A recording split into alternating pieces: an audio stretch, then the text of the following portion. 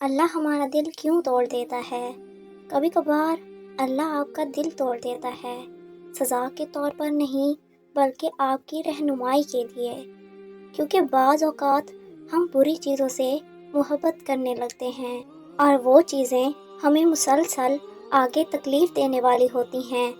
اصل میں یہ وہ چیزیں یا وہ انسان ہوتے ہیں جن پہ ہم اللہ سے زیادہ بھروسہ کرنے لگتے ہیں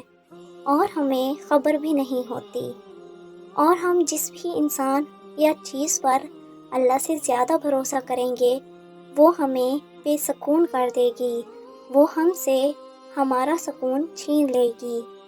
کسی بھی چیز یا پھر انسان سے محبت ضرورت کے لیے نہیں کی جاتی، اس لیے اللہ ہمارے دلوں کو توڑ دیتا ہے انہی لوگوں اور چیزوں کے ہاتھوں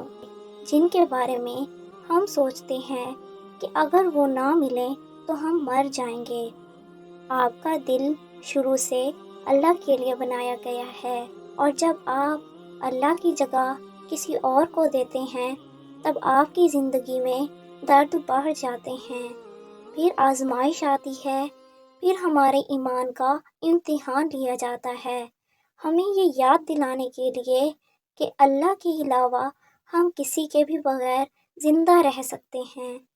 ہم جن چیزوں اور جن انسانوں کو اپنا خدا بنا لیتے ہیں،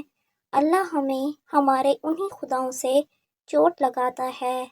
جیسے قرآن کہتا ہے، سن لو اللہ کی یاد ہی میں دلوں کا چین ہے۔